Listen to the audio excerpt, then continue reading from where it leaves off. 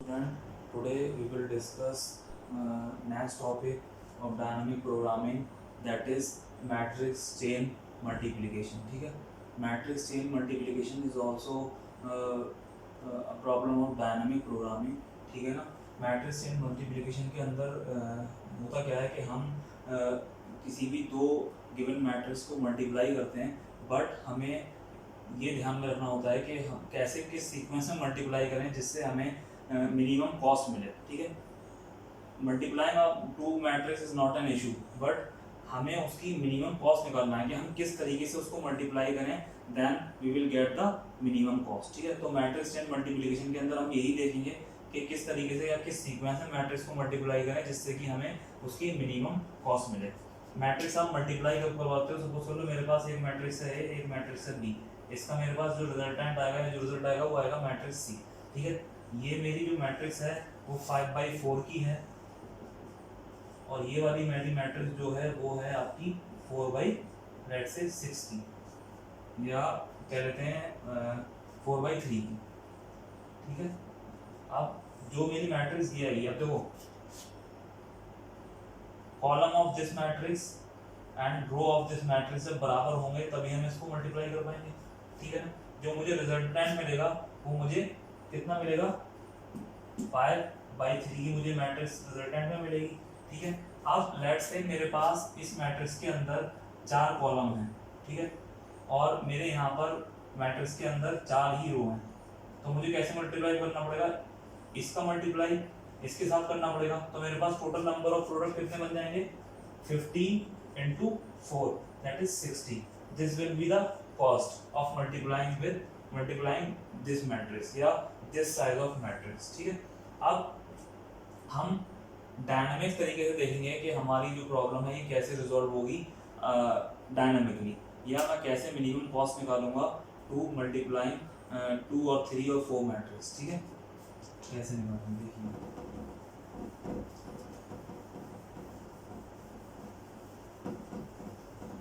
हम we are using dynamic programming, तो dynamic programming follows tabular method. तो मैं एक टेबल बना लेता हूँ, या कह लीजिए एक मैट्रिक्स बना लेता हूँ, उस मैट्रिक्स के थ्रू मैं आपको सॉल्व करके दिखाऊंगा. मेरे पास दो मैट्रिक्स हैं, let's say this is M. क्योंकि मेरी मैट्रिक्स 4/4 की है तो मैं 4 रोज 4 कॉलम लूंगा.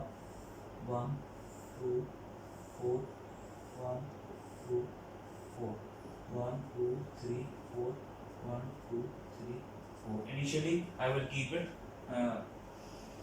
blank. ठीक है, एक और मेरे पास मैट्रिक्स है, this is also the same with 4 rows and 4 column. I called it N. ठीक है, with same 1 2 3 and 4 same there. ठीक है, अब मेरे पास 4 मैट्रिक्स हैं, A1 A2 A3 and A4. Their sizes are 5/4, 4/6 and 6/2 and 2/7. आप इधर देख सकते हो कि इसके कॉलम इसका रो सेम है, इसका कॉलम इसका रो सेम है, इसका कॉलम इसका रो सेम है. Then I can only multiply this matrix. अब according to this table, first I need to calculate M1 of 1. ठीक है, जब मैं M1 of 1 निकालूंगा, यानी कि I am talking about a single matrix A1. तो जब मैं A1 को किसी दूसरी मैट्रिक्स से मल्टीप्लाई नहीं करूंगा तो इसकी कॉस्ट क्या आएगी? इसकी कॉस्ट आएगी 0. when I am not multiplying any matrix to anyone, I am not multiplying this A1 matrix to anyone, then the cost will be 0. ठीक है, सेम 2 of 2 के साथ. 2 of 2 क्या हो गया? this 2 M 2 of 2, this is also 0. M 3 of 3, this is also 0. M 4 of 4, this is also 0. ठीक है, अभी मेरे पास सिंगल पेयर थे, मैं किसी दूसरी को मैट्रिक्स को मल्टीप्लाई नहीं कर रहा था. A1 M1 of 1 is this, M2 of 2 is this, M3 of 3 is this, M4 of 4 this. This is the matrix. Matrix 1 A1, matrix 2 A2, matrix 3 A3, matrix 4 is A4. I am not multiplying with these matrices with other matrices, so the cost is 0. ठीक है, अब मेरे पास next क्या आएगा, matrix 1 of 2. ठीक है,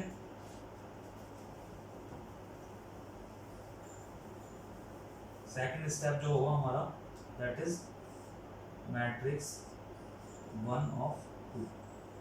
ठीक है, 1 of 2 का मतलब क्या हो गया, मैं A1 और A2 को मल्टीप्लाई करूंगा. I am multiplying A1 and A2. A1 and A2 का साइज क्या था, 5 into 4 and 4 into 6. ठीक है, कैसे मैं कैलकुलेट करूंगा, रो इंटू 4 into 6 यानी कि 120. The cost of multiplying this matrix is 120. कैसे, मेरे पास this is row, this is column.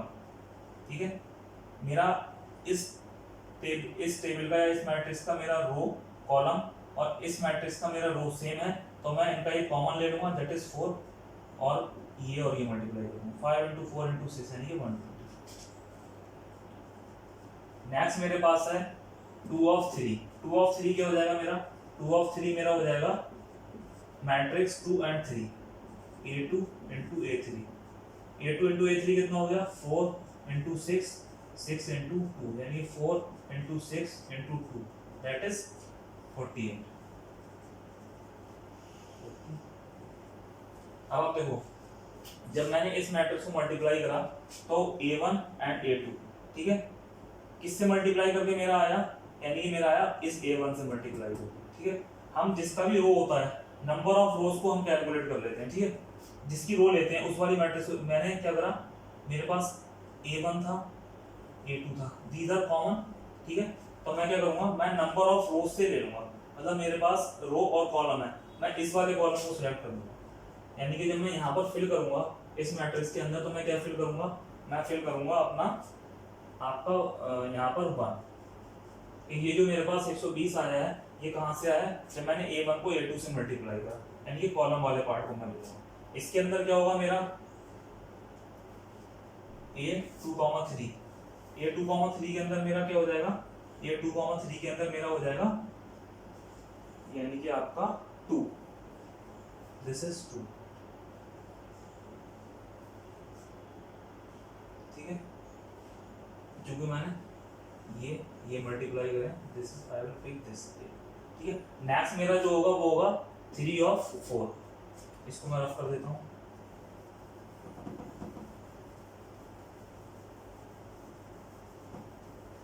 M 3 of 4, M 3 of 4 यानी कि A3 into A4.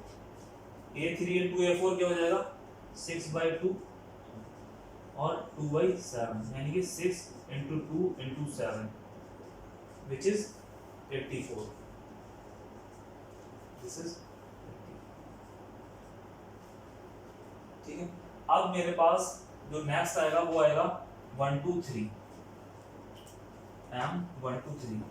नाउ अभी तक हमने सबसे पहले एक मैट्रिक्स को मल्टीप्लाई करके देखा, ये 0 आया, फिर मैंने 2 मैट्रिक्स को मल्टीप्लाई करके देखा, उसकी कॉस्ट ये आई. अब मैं 3 मैट्रिक्स को मल्टीप्लाई करके देखूंगा, यानी कि 1 2 3 यानी कि these 3 1 2 3 यानी कि M 1 2 3. तो कैसे होगा, A1 into A2 into A3. अब आप देखो इसके अंदर मेरे पास कितने सीक्वेंसेस बन सकते हैं जो मैं मल्टीप्लाई कर सकता हूँ. Either I should multiply with A1 to A2 A3, यानी कि मैं ऐसा कर दूं A1 into A2 into A3. दूसरा मेरे पास बन सकता है कि I should multiply A1 into A2 into A3. एक सीक्वेंस ये बन सकता है. तो अब देखो ये कैसे सॉल्व होगा, ये मेरा A1 था यानी कि ये मेरा हो गया M11 प्लस A23 यानी कि M23. ठीक है, A1 मेरे कितने के साथ का था 5/4, A2 मेरे कितने का था 4/6 और ये मेरा 6/2. तो आप देखो ये दो तो कॉमन है, 4 into 2 into 5. ठीक है ना, 4 into 2 into 5 plus 5 into 4 into 2. ये तो कॉमन है, तो मैंने इसका 4 ले लिया, इसका कॉलम ले लिया, इसका इसकी रो ले ली, इसका कॉलम ले लिया, इनटू मल्टीप्लाइड विद इट्स रो, ठीक है। m1 कितना है, m1 0 है, प्लस m2 इज 48, प्लस ये कितना है 5 4 20 और दिस इज 40, यानी कि दिस इज 80, ठीक है। ऐसे ही मैं इसका कर दूंगा, ये मेरा क्या बन जाएगा m1 2 plus m3 plus m1 2 4 5 into 6 into 6 5 into 6 into 5 into 6 into 2 sorry इसके कॉलम से 5 into 6 into 2 which is 1 2 is x 120 plus m3 of 3 is 0 plus 60, how much it is 180. Which one is small? Small is from these of two, which one is small? We will select the minimum of this. This is minimum, so I will write 88 over here. And from where I will get this 88? I will get this 88 by multiplying this a1, this a1 and a2. We will select the row. This is 4, this is 4. इसके अंदर a1 का size क्या था 5/4, a2 का size क्या था 4/6, a3 का size था 6/2. हमारे पास इन दोनों में अगर मैं a1 a2 को देखूं, मेरे पास कॉमन ये होगा, ठीक है ना, तो मैं बाहर वाले को प्रीफर कर देता हूँ, ठीक है। तो मेरे पास ये जो मल्टीप्लाई करके आया वो कितने से मल्टीप्लाई करके आया, यानी कि मेरे पास ये आया 1 से मल्टीप्लाई करने के बाद, दिस विल बी, ठीक है, यानी कि मैंने यहाँ पर 1 फिल कर दिया, ठीक है। अब मेरे पास नेक्स्ट जो मैट्रिक्स आएगी वो आएगी 2/4 की, यानी कि मैं 2 और 4 को मल्टीप्लाई करूंगा। वो कैसे करूंगा,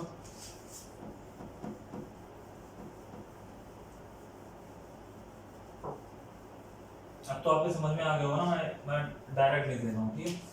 मुझे मेरे पास जो पेयर बनेंगे वो बनेंगे a2 into a3 into a4, एक पेयर ये बन जाएगा, दूसरा पेयर बन जाएगा a2 into a3 into a4, procedure will be same, आप इसको लगा लो, ठीक है।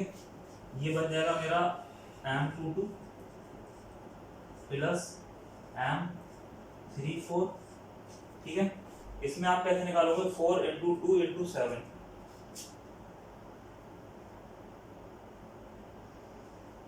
Plus 6 into 7 into 4, this 6 4 into 6 into 7, ठीक है ना, a3 और 4, this 6 7 into 4, common this to, इसको आप छोड़िए क्योंकि ये मैंने यहाँ पर ब्रेक ले रखी है, तो 6 into 7 into this 4, 6 into 7 into this 4, m2 of 2 is 0, m3 of 4, what is m3 of 4, m3 of 4 is 84 plus what will be this will be 168, कितना हो गया, this is around 252, ठीक है। ऐसे ही इसका कैसे निकालोगे आप, इसका आंसर आप कैलकुलेट कर लेना, this will be 104, which one is minimum, this 104 is minimum, and here I will write 104 over here, and what I will put here, I will put here 3, क्यों, क्योंकि आप देखो मैं इसका और इसका देखूंगा, ये दोनों मेरे पास कॉमन है, किससे कॉमन करके मल्टीप्लाई करके आए, इस 3 से, तो मैंने वहां पर 3 फिल किया, ठीक है। नेक्स्ट अब मेरे पास आएगा 1 2 4, मुझे ये वाला भी फिल करना है, यानी कि मैं 1 से लेके 4 तक सारी मैट्रिक्स को मल्टीप्लाई करूंगा, ठीक है ना। वो कैसे करूंगा उसको आप देखो,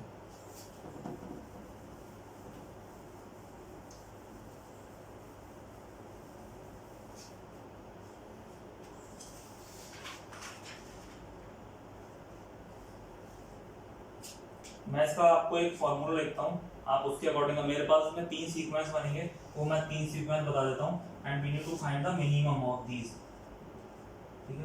पहला मेरे पास जो सीक्वेंस बनेगा वो बनेगा कि मैं a1 को इन तीनों से मल्टीप्लाई कर लूँ, a1 into a2 into a3 into a4। दूसरा मेरे पास सीक्वेंस बनेगा कि मैं a1 को a2 से करूँ, a3 को a4 से करूँ, a1 into a2 और a3 into a4, एक मेरे पास ये ऑप्शन बन गया, ठीक है। दूसरा ऑप्शन मेरे पास बन जाएगा कि मैं A1 into A2 into A3 करके उन सबको A4 से मल्टीप्लाई करूँ। मेरे पास ये तीन एक तरीके से मेरे पास ये तीन एक कंडीशन बन सकती है, मैं इन तीन ही तरीके से चार मैट्रिक्स को मल्टीप्लाई कर सकता हूँ। तो मैंने वो लिख दिया। अब आप देखो, आपको एज इट इज फॉर्मूला लगाना है जैसे आपने वहां पर लगाया था, ठीक है। ये क्या बन जाएगा, ये मेरा बन जाएगा, आप देखो M1,1 into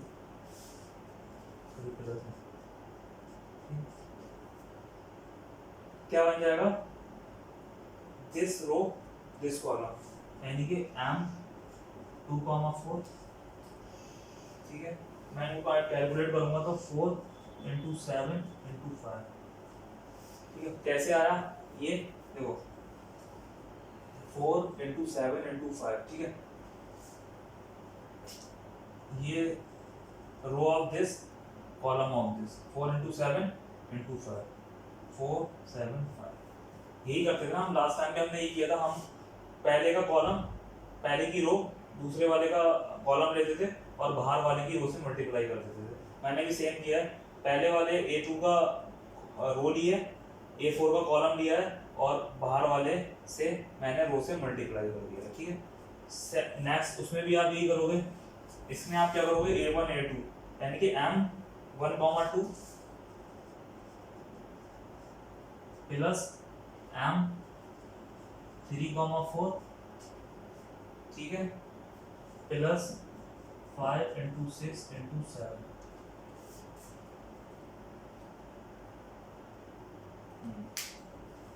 5 into 6 common and 7, ठीक है।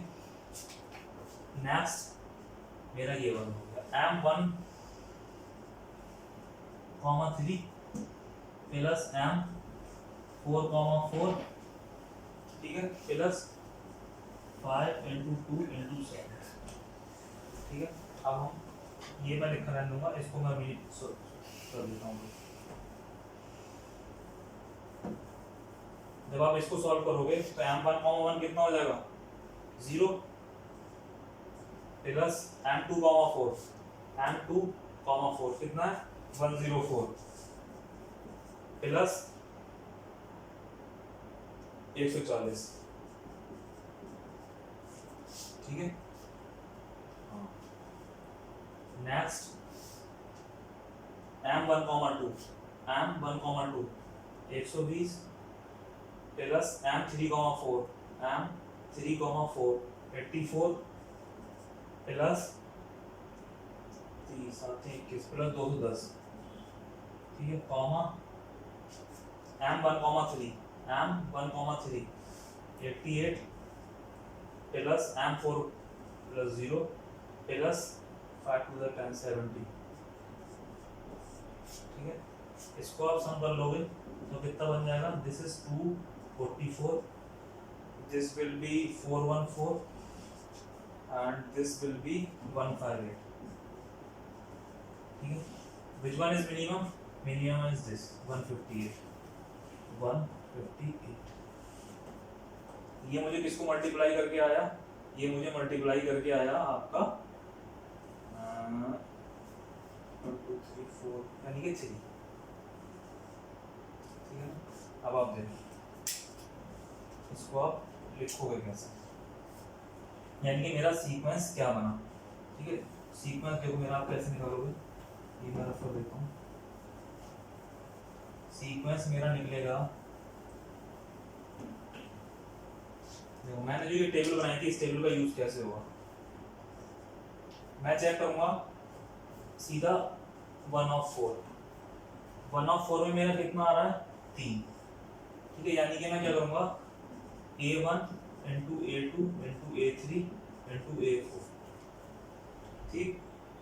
मैं 1 of 3 यानी कि M1 of 4 में मेरा कितना है, 3, मैं 1 से लेके 3 तक को एक पैरेंथेसिस में रख दूंगा, ठीक है। दूसरी बात, अब मेरा यहाँ पर कितना था, यहाँ 1 of 3 में मेरा कितना आ रहा है, मेरे पास 1 of 3 ये बचा, 1 of 3 के अंदर कितना आ रहा है मेरा 1, यानी कि इस A1 को मैं अलग रखूंगा, इस A2 A3 को मैं अलग रखूंगा और A4 को अलग रखूंगा, ठीक है। अब 2 ऑफ 3 नेक्स्ट बनता है मेरा 2 ऑफ 3। 2 ऑफ 3 में क्या है मेरा 2, मेरे 2 हैं ही ऑलरेडी, तो मैं इसको मैं ब्रेक नहीं करूँगा। तो मेरा जो सीक्वेंस क्या बन गया A1 A2 A3, मैंने A2 और A3 को मल्टीप्लाई करा, फिर A1 और A2 को मल्टीप्लाई करा, और फिर A4 से मल्टीप्लाई कर दिया इसको, मतलब यहाँ पर एक गोला बन के आएगा ऐसे करके। This is the sequence. I multiplied first A2 A3, then I multiplied A2 A3 with A1, and I multiply A1 A2 A3 into A4. This is the sequence. If we multiply like this, we will get the minimum result. ठीक है, and the minimum result is 158. ठीक है, and you can draw it in other way also. वो भी एक बार दिखा देता हूँ आप कैसे उसको ड्रॉ करोगे। आप ड्रॉ इसको ऐसे कर सकते हो,